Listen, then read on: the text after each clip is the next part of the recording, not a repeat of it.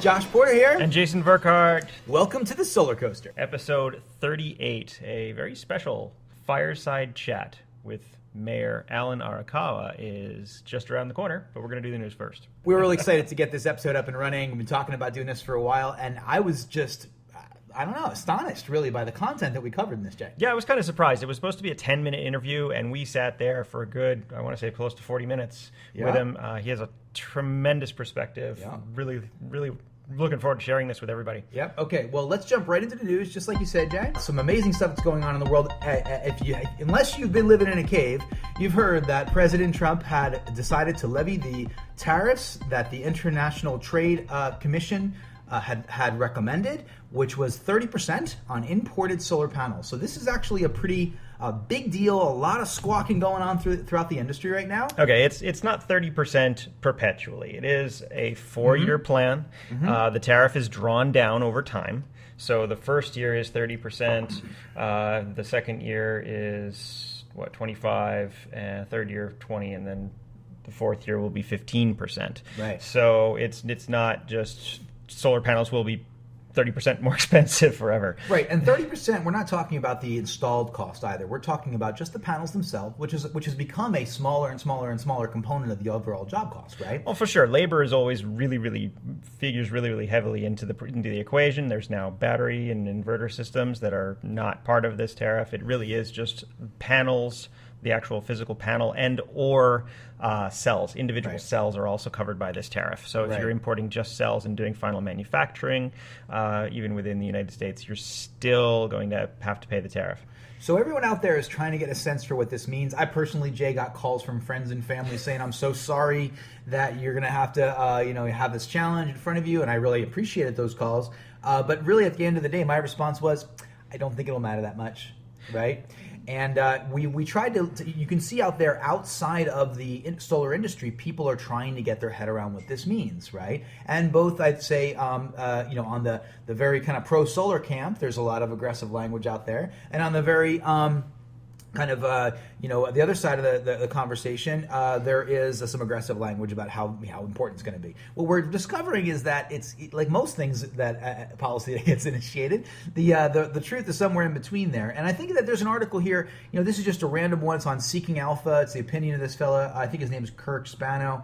And he has 4 takeaways. He says President Trump's U.S. Trade Representative imposed this new tariff, and as Jay just said, for a period of 4 years on imported cells and modules. 2, the U.S. is accepting applications for exceptions to the tariff. That's interesting. 3, there are both winners and losers from the new tariff short term. And 4, in the immediate and intermediate and long term, the tariffs make little to no difference for the bright future of solar. That was a good one that I really like a lot. Yeah, I think that's the takeaway we should all have. I think we've been saying that for a long time on the show. Honestly, these tariffs, although they unfortunately went through, it's a relatively short time frame. I mean, yeah, it's 4 years, but it's not, when you're looking long time horizons. It may take more than 4 years just to put a large scale project together, right? So by the time take a long time.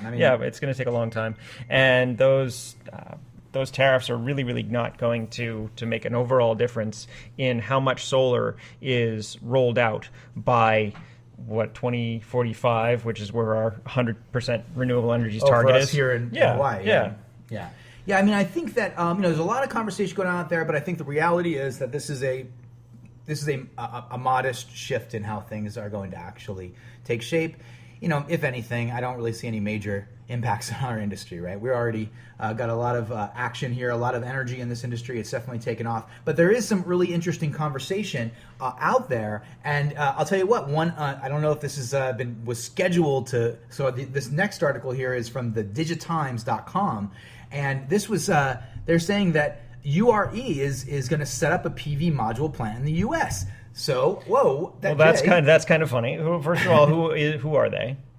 Yeah, so it's the United Renewable Energy is URE, a vertically integrated PV manufacturer to be established through combining 3 Taiwan-based solar cell makers. That's Neo Solar Power, that's Gintech Energy, and SolarTech Energy. They're going to invest about $300 to $500 million to construct a PV module plant with annual production capacity of 500 to 1,000 megawatts. Fantastic. So this is within 3 Taiwanese manufacturers, but they are actually building large-scale facilities inside the continental United States. Yeah, they're talking about it. They're going to build the plant potentially at the end of the second quarter of 2018. 3 companies may jointly build the plant before UAE is established at the end of the second quarter of 2018. So it really is, I don't know. I didn't expect to see a bunch of solar plants go up in the United States as a result of this tariff. Was Josh totally wrong? Was Trump completely right? Are we going to have major domestic manufacturing? Dogs in the and US? cats living together. Yes, we know. Honestly, I can't imagine that this is a response to the tariff. I think they must have been having this conversation for a good long time. It makes sense. I mean, Panasonic has also gone in whole hog with Tesla for that Buffalo, New York factory, right? So there's a lot of manufacturers that are eyeing the U.S. as a potential place to actually do manufacture for high-end technical goods, which is fantastic, I think, for business. But I can't imagine that they found out about this tariff and then just immediately decided, oh, hey, let's go and set up a factory somewhere.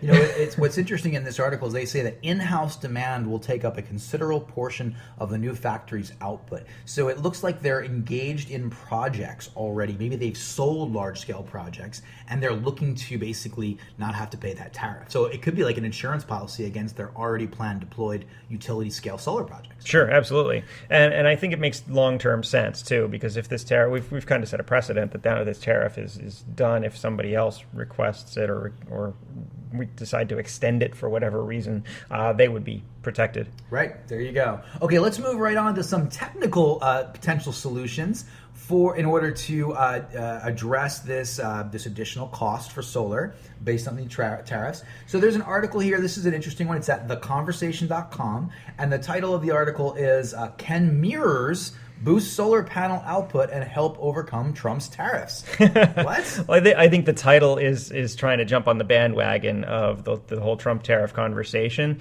Can mirrors help boost solar output? Yes, absolutely.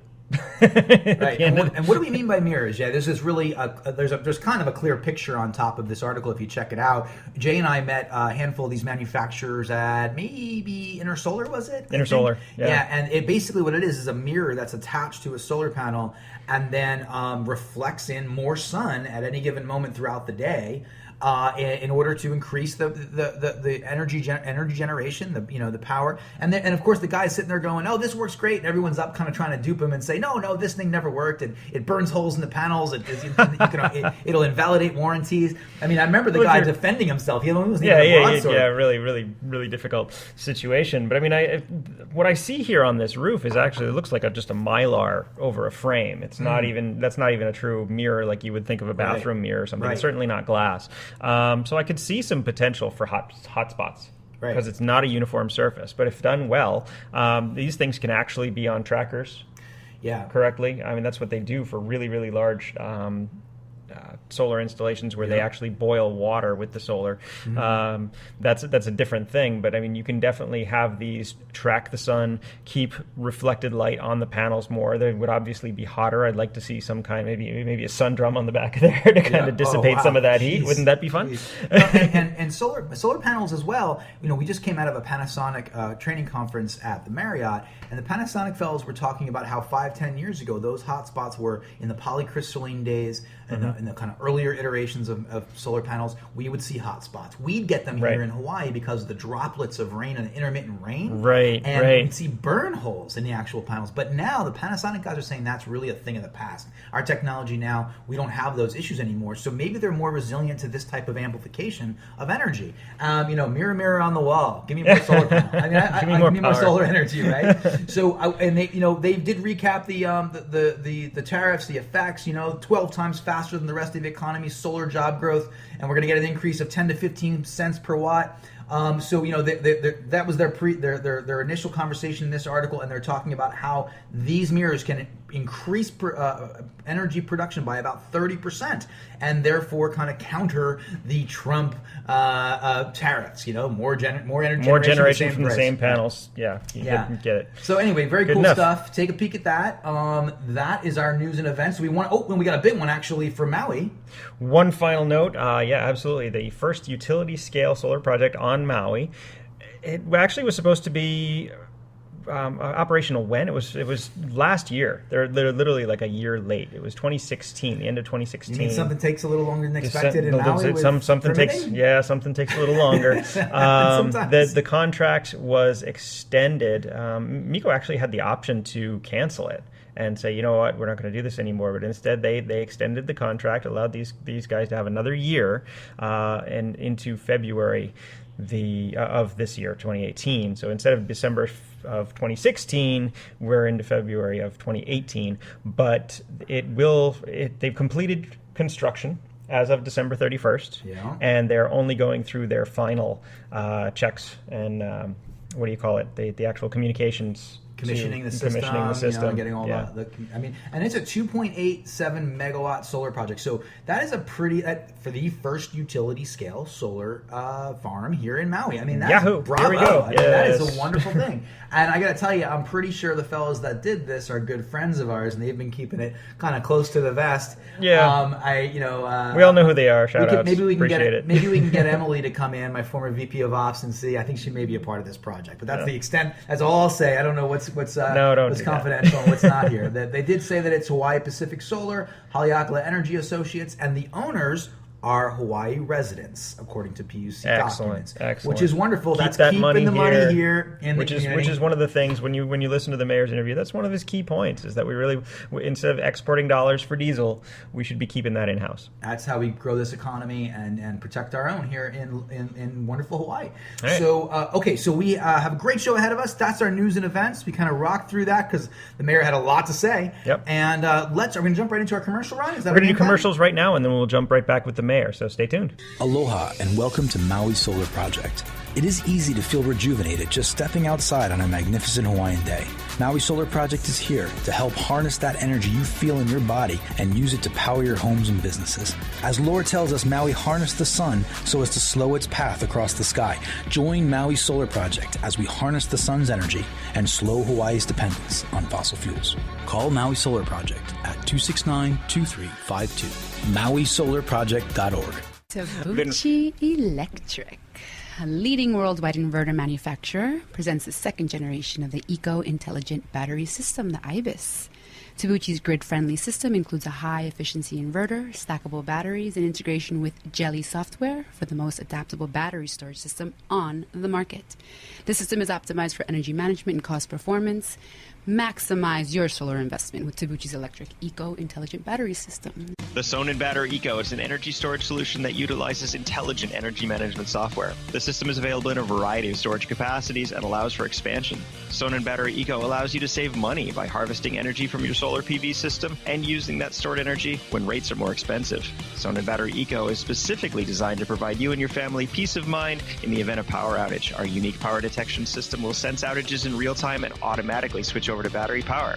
See Sonnen Battery Eco at sonnen-battery.com.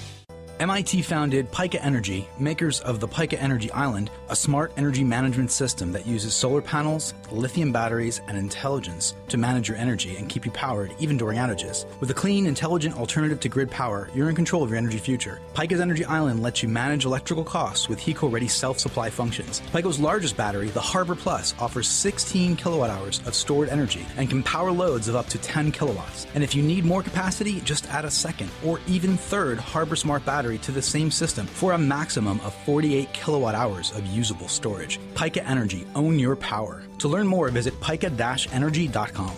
Aloha, this is Josh and Jay here with the SolarCoaster. We have a really special guest in our studio today. Mayor Alan Arakawa. Really appreciate you coming on the SolarCoaster with us today. Well, thank you very much for the invitation. It really means a lot to us, Mayor, to have you here. The SolarCoaster is basically a renewable energy themed talk show. We're here right in Maui County at Kauai Studios every Friday at 1:05 p.m. And we focus on kind of bringing the bigger picture of renewable energies to the community. Our focus is education, so letting everybody know what's out there so that they can make an informed decision.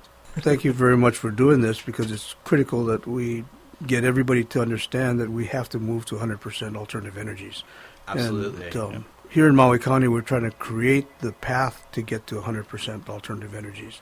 So we're working on a lot of different programs to be able to actually achieve the goal that we're set out to achieve. It's one thing to talk about it, but it's quite another thing to actually go through and create the situation that we want to occur. So we've been having a lot of the discussion, and one of the things that we're trying to push this year at the state legislature is to have wheeling.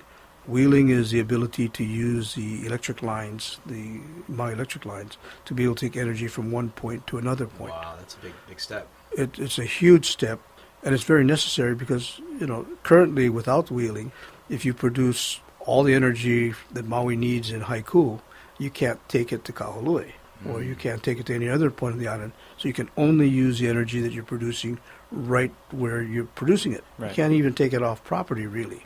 So having the ability to wheel, to be able to move energy from one point to another throughout the community, allows people who produce energy to be able to find someone to consume energy anywhere on the system. Wow, that's very exciting stuff. We're really approaching kind of virtual power plant type of technology and adoption here in the county. Organizations like Sonnen Battery, for example, they discuss wheeling on a regular basis in Germany, and that's really exciting to hear that you've taken the initiative on that. Yeah, well, we're actually trying to push that legislation through this year at the legislature. No kidding. Excellent. So it's one of the efforts that we're working toward.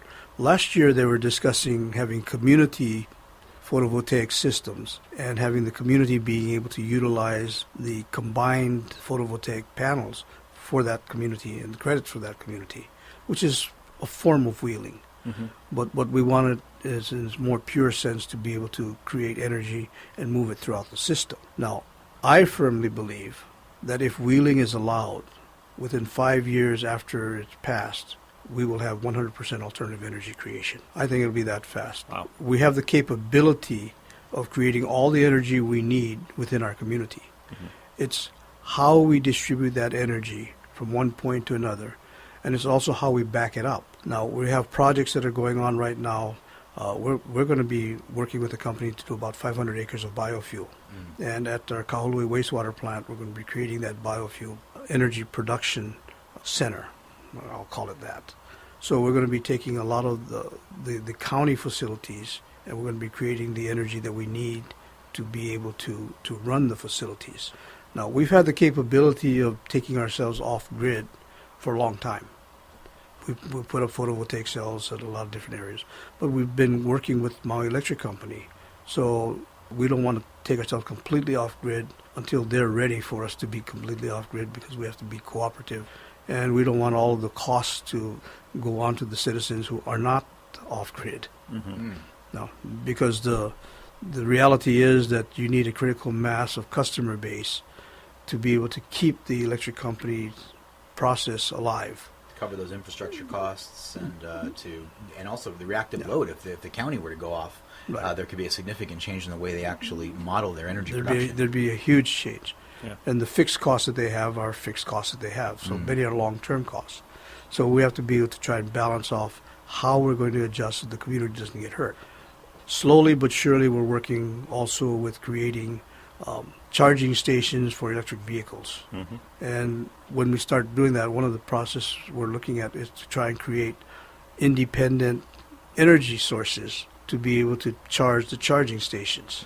So on-site solar and storage to be able to manage the charging stations. Because it doesn't make sense for us to have electric vehicles and then still have petroleum-based energy being created to power the electric vehicles. So we're working to try and isolate that. And the county is also working toward getting an all-alternative energy vehicle fleet. So we've made a commitment statewide, all of the counties have, to work toward getting that done by 2030 or 2035 is the agreement. We think we can get it done by 2030. Excellent.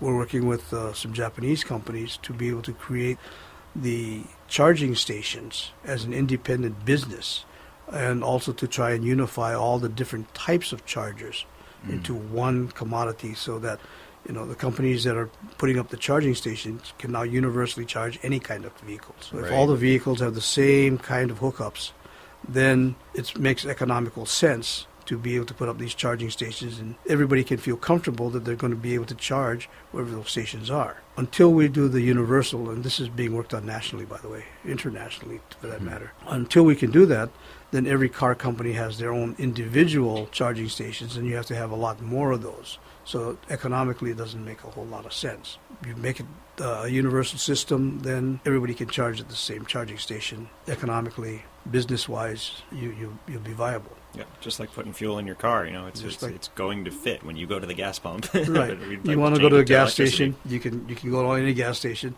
Yeah. It may be different brands, but nonetheless, Sure. the gas will power your car. Right. And we need the same thing for the charging stations. Yeah. Now, when we say charging stations, it may not necessarily be just electrical. So there are adjustments being made and different sources of fuel. Mm-hmm. When we create fuel sources, some of them will be solid fuel as well as being able to create the electrical power.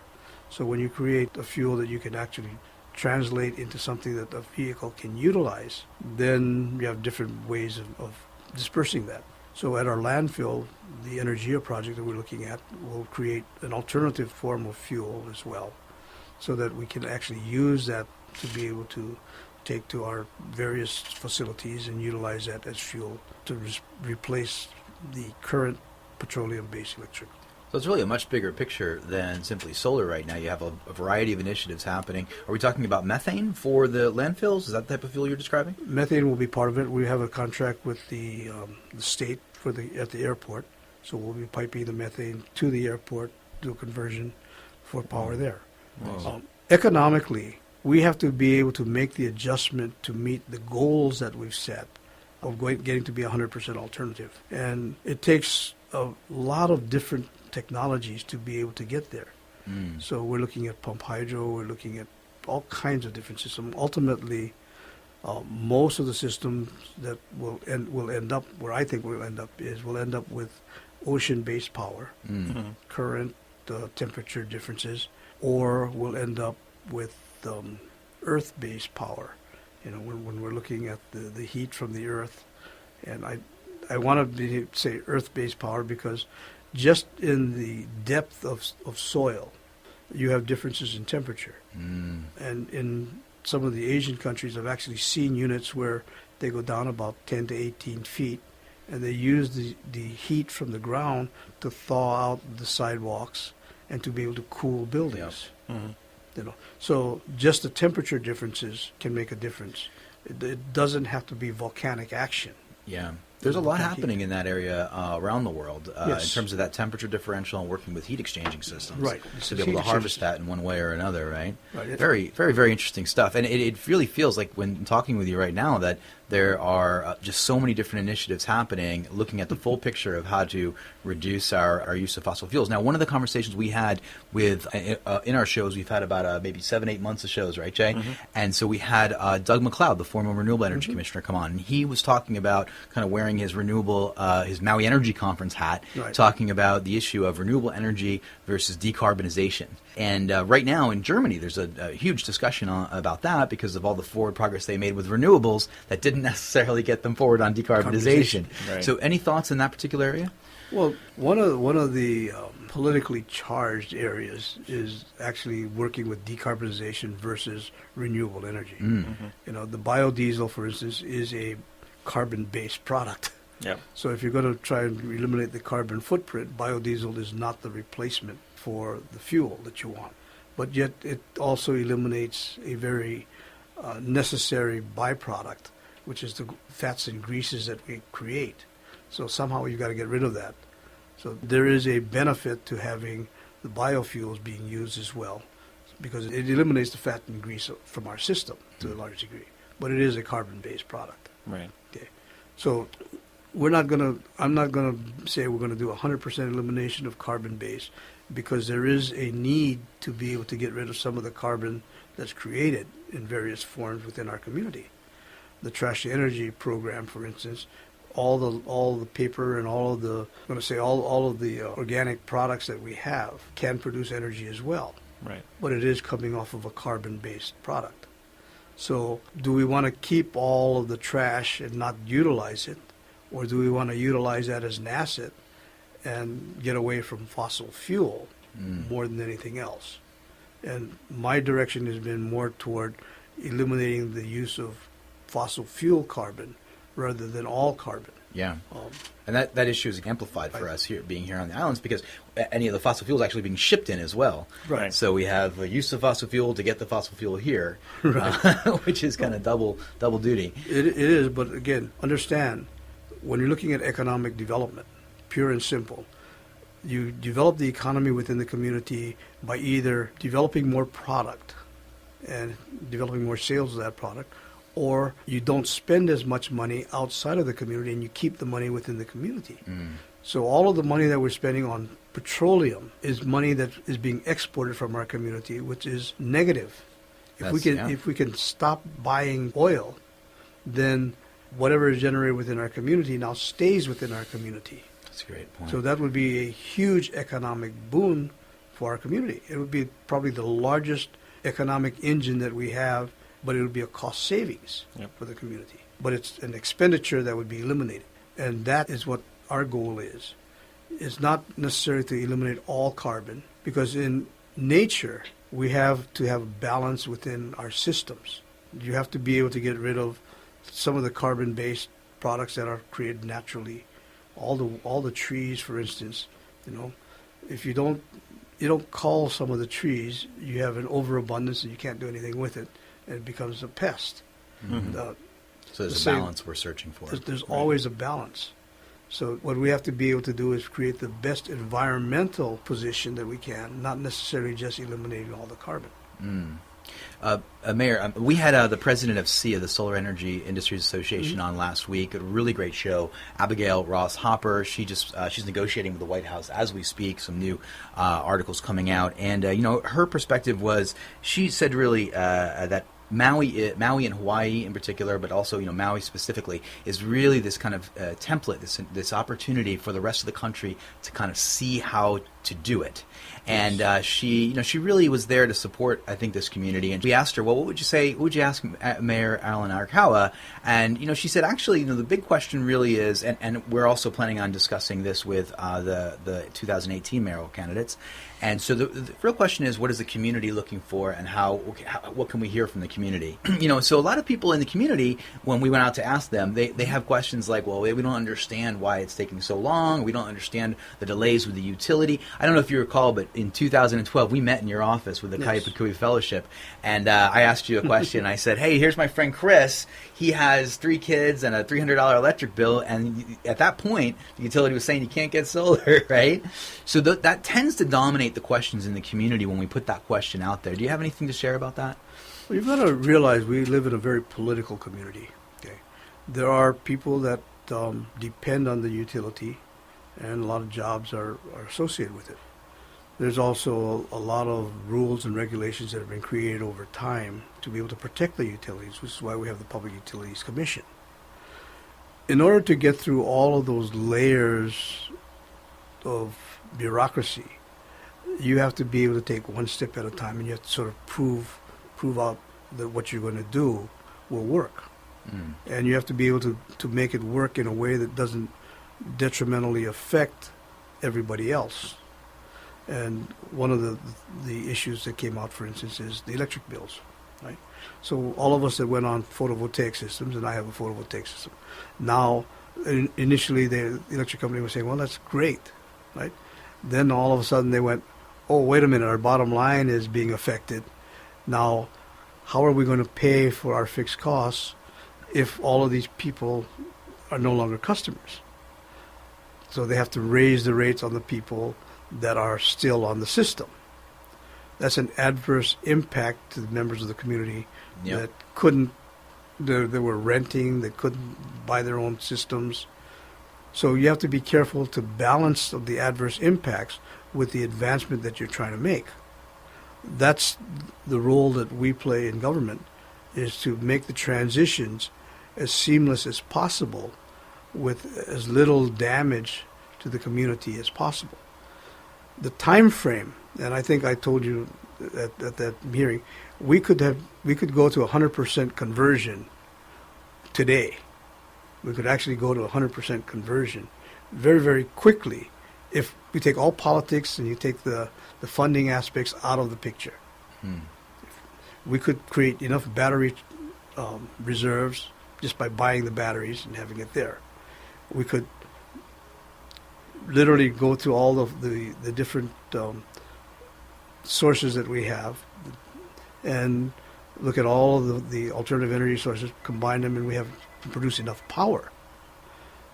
So if you can balance the batteries when you don't have the sun and you don't have the wind, you should be able to run the system, take it all offline. We could do that. But economically and from a practical basis, how do you make that conversion so everybody can benefit from it? That takes time. But do I believe that we could be 100% alternative energy? Absolutely. Do I believe that it can be done quickly? Absolutely. Do I believe that we can do it all in a way that would benefit the community to the highest level? No. We can't do it immediately without creating an adverse impact on many people within our community. But can it be done? Absolutely. Yeah. You know, we had Melissa Miyashiro, Jay, on a couple shows back, and from Blue Planet Foundation. We have Hank Rogers on the show tomorrow, by the way. He's receiving the award from Hawaiian Island Land Trust. And this weekend, Saturday. But Melissa was on to talk about the recent PUC discussion about community solar, or the order, I think, about community solar. So there seems to have been some progress in that regard to try and look at that as a real kind of forward movement in democratizing access to solar for the community. What are your feelings on that? Well, this is why PUC is being very careful and slowly doing things, because they're looking at the negative and the positive impacts. Do we believe that you can do community-based solar? Absolutely. Can we? There were companies, and many companies were bidding to try and create huge solar banks, right? Maui Electric did a study some years back that said that we could buy batteries and we could install them, and within a 5-year time would pay back the cost of the batteries. Yep. Okay. Wow. They actually did a study back then. We know that. Yep. But they chose not to do it. Okay. Why is that? That was a business decision. So, just on that same topic, there was the discussion for a while about actually, I think maybe a study had been commissioned by, I think, your office regarding the potential acquisition of the utility. Yes. And Energy report. Energy report. And so, where does that sit at this moment, right now? We're doing more research, and we're looking at it. We know we can do 100%.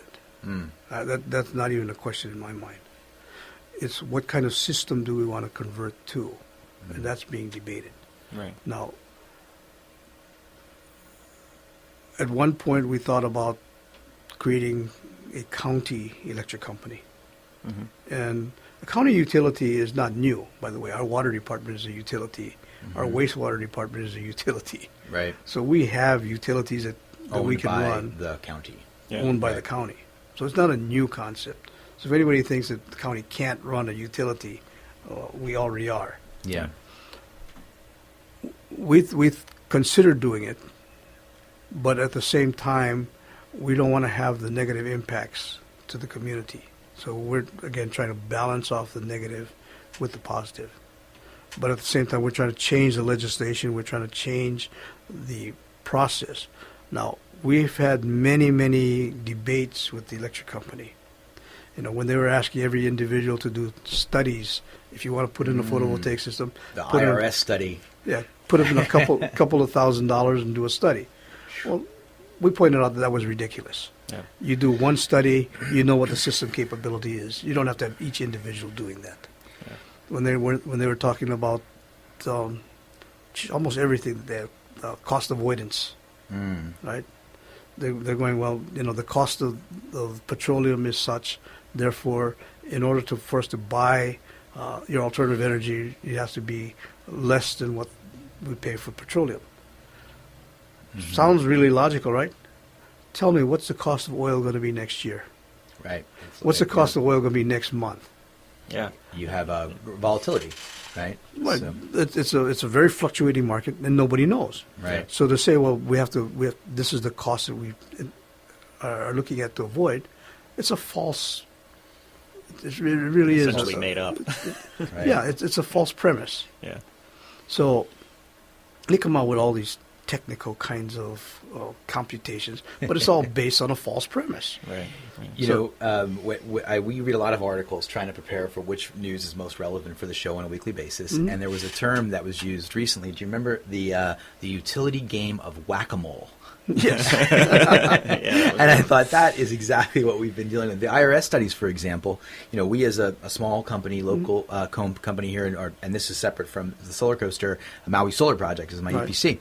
And we constantly come up with ideas from a marketing, installation, community, grassroots kind of collaboration perspective. And I remember we put together these posters and ran them like in the news where people were holding hands saying, hey, there's a rule you can share your IRS study. Right. And we tried every kind of mechanism we could, and then there's a new barrier after that, and for years. That's what the electric company was doing for the longest time. Yeah. And then there's the all this equipment is going to cost us a whole lot of money, and we pointed out, you've got the equipment that you're running at Kahului that's World War II vintage. Where's all the money that we're spending on every bill for upgrade of equipment? Where's that going when you haven't changed your generators in Kahului since World War II? Right? Well, so with that kind of a partnership, it sounds like there's a lot of dialogue going on between the county and the utility, and there certainly is this conversation about potential acquisition of the utility. Would you say that's still at play as a potential, or would you say that's kind of is that DOA right now? We're working towards something else. We're trying to create a model whereby the utilities realize, and they've come out and they've basically said, we're going to go to 100% alternative. Mm-hmm. I mean, they have come to the realization that they can't fake their way through it. So it was kind of a shock when they first came out and they said that. Yeah. Because for the longest time they went, there's no way you can possibly convert and not use fossil fuel, right? I mean, initially when I started talking about 100% alternative, everybody said, you're crazy. Mm-hmm. Can't be done. And that wasn't that long ago. You remember our first conference? Yeah. And everybody's kind of laughing. And then within a year, we're going, well, we're going to go 100% alternative. Right? The electric company was going, well, no way. It's going to take all these decades to be able to do all the conversion and everything else. But everything that they've put up as barriers, you notice we've kind of moved the barriers, and they've had to adjust. So they're in a process of some very, very rapid adjustment. At one time they told us, well, we've been with the community a long time. We're community-based. We're always going to be community-based. And then they go, well, we're going to be selling our entire investment to a Florida-based company. Mm-hmm. The NextEra acquisition. Yeah. The NextEra acquisition. And we went, how is that going to be community-based? How are we going to be able to have conversations with a board of directors that don't even care where we are? That was a concerning time. Yeah, right. I mean, we went through all those discussions, and every time we come up with a false premise, we've been trying to knock it down. And from the county perspective, we've been doing this on a regular basis. But we have to work with the utility. And the board of directors is up here in outer space, but the local people, we have really good conversations. We're really trying to work toward goals that will allow the community to become involved. Ultimately, we will be 100% alternative. Ultimately, the utility company will either be a participant in creating alternative energies, or they will be just out of it, the energy production. So one of the concerns about the utility, and I think for other utilities around the country with renewable energies, is that now that they've identified that 100% renewable energies is as possible, or major adoption rate is possible, then they're looking to own that that infrastructure. And for example, there's some discussion, and this is something I've had conversations with other engineering firms across the country, of the utility pushing out past the meter, taking that client relationship and building out solar through that mechanism, because rooftop is a low-hanging fruit still. So any thoughts on that? Well, from a business model, any sane business is going to try and protect its assets. The utility is going to try and protect its assets, which is its customer base and production. So, yes, they're going to try their very best to do that. Now, when NextEra was coming in, it was kind of as a side issue. NextEra was trying to put in a wind bank out in Canayo that would produce 100% of the energy that's needed, right? Yeah. They actually had a proposal to do that, and they were claiming they were an independent of the NextEra company that was trying to do the acquisition. But as soon as the NextEra acquisition fell through, the wind farm disappeared. See you later. Right? But the discussion of could they produce 100% of the alternative energy? Absolutely. They were planning to do it that way. They were going to do it, yeah. They were going to do it. Now, with the wind energy, were they going to have enough emergency backup to be able to have firm power? They were going to do it. What an interesting concept, because we're really talking earlier about exporting our dollars in petrodollars, and Right. with the acquisition of the utility, we're just exporting our dollar in kilowatt dollars or whatever to Florida, if they own the renewable sources, right? So Right. it's cleaner, but it doesn't help the community in terms of the big economic boom that you were describing. Right, and that's why we're trying to keep it so that the industry here is the ownership of the power production, Yeah. because the jobs that we create should be kept within our community. All the people within the community that are working in this industry, we want to be able to keep the revenue generated within our community, because that is the economic development model that we're looking at. Not take the money from one company that's foreign to us to another company that's foreign to us, so that we export that money out of community. And whether it be a foreign country or some other place in the United States, if it's being exported from our community, it's still exported from our community. Mm-hmm. We want it to stay here. And if we can do that, we're literally going to create billions of dollars of revenue for our community. Now, understand the magnitude of what we're talking about. In my lifetime, the population of Maui has grown from 35,000 to a daily population base of over 200,000. If you add the tourists to the local population, we have over 200,000 people using power every day within our community. Yeah. That's in a little over 60 years. We've gone from 35 to 200. About every 20 years, we double the population within our community, historically, if you look at the trend. Okay. Now, let's assume that this trend continues. No? Within 100 years, we'll be at over 800,000. Think of the energy production that we will be saving, the money economically that we'll be saving if we produce that energy within the community and keep that revenue within the community. Think of how much we have to export if we're sending it someplace else. Huge potential loss versus a huge potential gain for this one major decision. Right. Yeah. Yeah. But, the businesses don't want you to think 50, 100 years from now. They don't want you to think that there's a possibility of any kind of growth within our community. They want you to think today. If you think today, the model that you're looking at is very different at the model that you're looking at if you draw it out. Okay? And again, we've gone from 35 to 200 in about 60 years. That's not even 100 years. Yeah. Okay. So we're at 200. In 20 years, we'll probably be at 400. In 40 years, we'll be at 800, if you look at the pattern.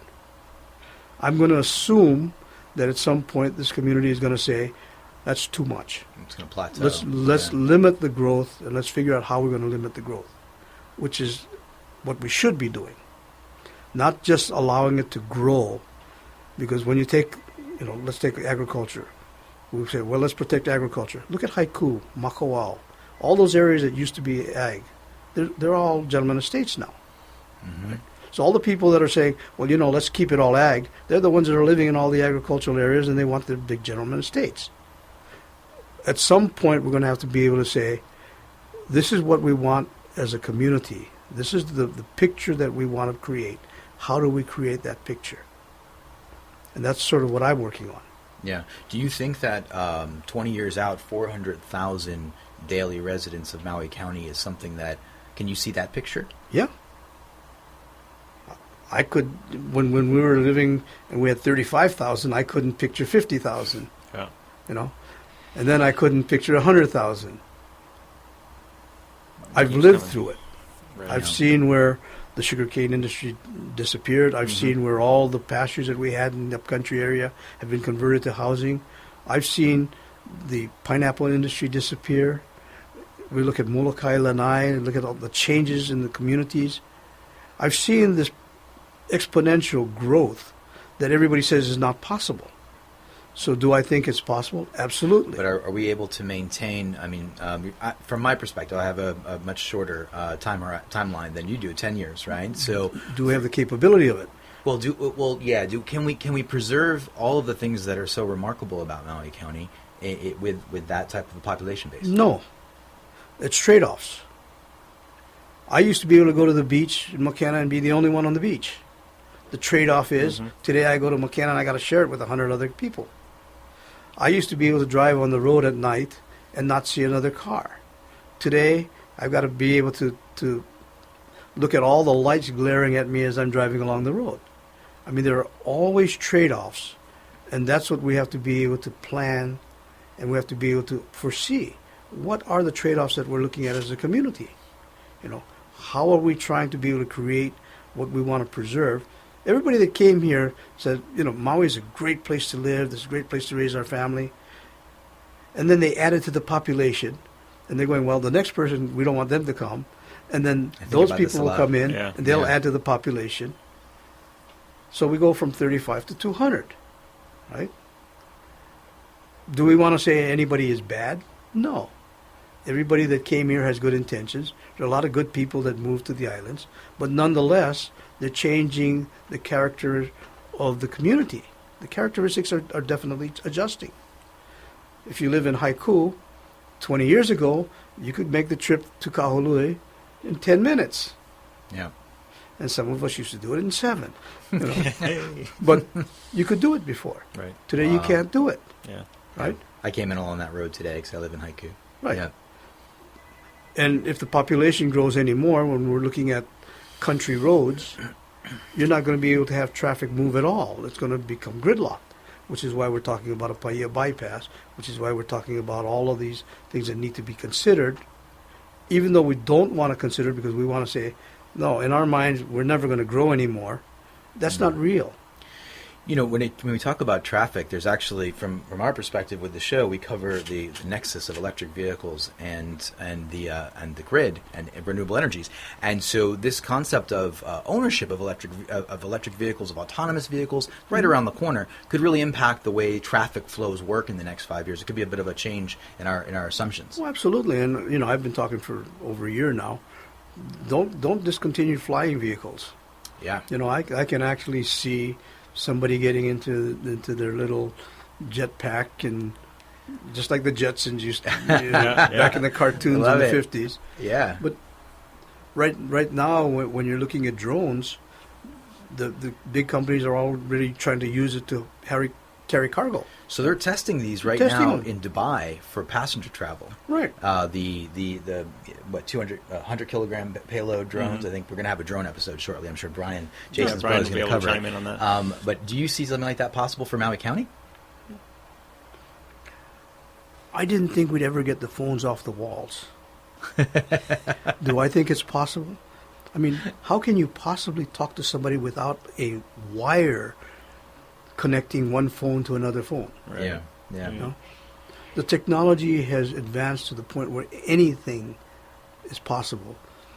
And when you're looking at drones, we can see drones, we can see the payloads being carried. We're seeing where vehicles can be programmed so that they can actually have vehicle avoidance. They can actually be GPS from one point to another. Mm-hmm. When you're talking about autonomous vehicles, autonomous being driverless vehicles, we can see that all being programmed in. You can do the same thing with aerial.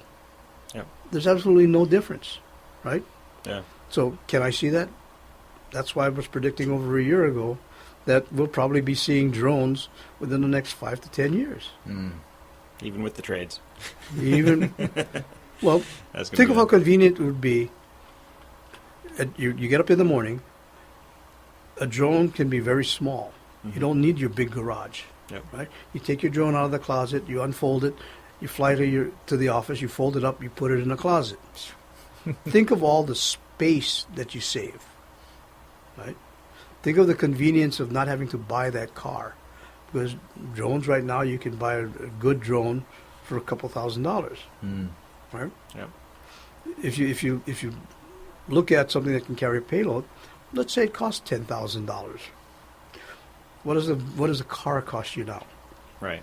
And can they put all the fancy trimmings to make one drone look nicer than the other? Absolutely. Oh yeah, Of course. Right? Porsche drones. Oh, jeez. No, Lexus they'll get into it. They'll get into it. Yeah. I really appreciate the honesty. This is awesome. We have one last question, if we may.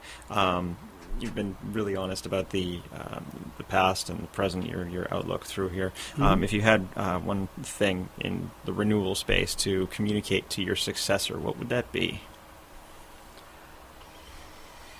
Progress will occur because the communities demand it. And you cannot stand in the way of progress.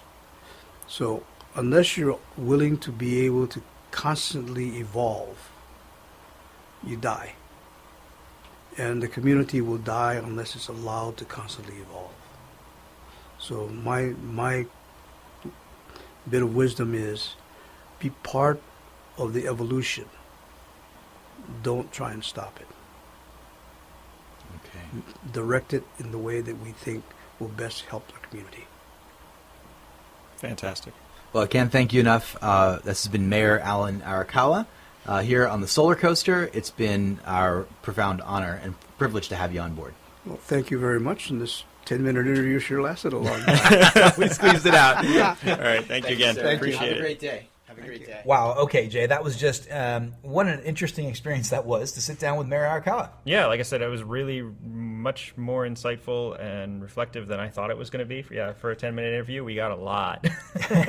He kind of pinged us at the end there. A little bit. But I got the sense that that it was a nice opportunity for the mayor to be able to share his experience, and it's somewhat reflective of not only his term in office, but also his entire life. Yeah, his life here on Maui. I mean, he's got this tremendous perspective. We tend not to think about it in those terms, but if you think back, I remember the first time I was here, there's just cane fields coming out of the airport. So and I'm not quite as old as he is. But. So really big thanks to the mayor's office for facilitating that, to Grace Ishii, and to the rest of his staff for helping us kind of coordinate that interview. That was a great experience for us and for the coaster. So we actually have a great segue opportunity here. Yep. We have confirmation from all three of the kind of front runners that I'm aware of in the 2018 mayoral race. So effectively, that message from Mayor Arakawa to his successor,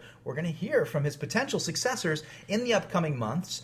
We have a confirmation from, we actually did a recording and we had a sit down, we had a chat with Mike Victorino. Yep. And that was a really good session that we did yesterday. And we're looking forward to perhaps a live visit. Mike seems to be really amenable to that. He's got a lot of experience with radio. And we're going to hear more from Mike moving forward. And then we have spoken with Don Guzman's office and his staff, and they have confirmed that Councilman Guzman presently and candidate Guzman shortly will be joining the SolarCoaster in the upcoming couple of months with hopefully the current Renewable Energy Commissioner, Mr. Rydell, I believe is his name. Yep. So that's going to be a great show too, especially with all that expertise to kind of tap into. Can't wait. He was on our list anyway, right, Jay? Right. Okay. And then of course Ellie Cochran. Ellie Cochran, I got a nice phone call from her staff over yesterday. Unfortunately, she has the flu. She's been bitten by the big bug and is down for the count. She's not doing anything until next week. But we hope you get better, and has confirmed that she's doing her research and she wants to get on the show as well. So it's going to be absolutely fantastic. That's exciting. I can't wait to hear from Ellie. She's such an amazing person. Saw her at the one on Land Trust Buyback to Beach dinner. Yep. And and I'm kind of touched that she's out there digging into renewable energies in order to get ready for the show. So that was our first foray into the political interview world. I know. Like I said, we always try not to be political, but it seems like such a political topic. No matter where you go, it touches so many industries and so many facets of life, and that's one of them. Absolutely. We're going to have to go there. Hey, everybody, this has been the SolarCoaster. Thank you so much for joining us, and have a wonderful weekend. Really appreciate it. Aloha.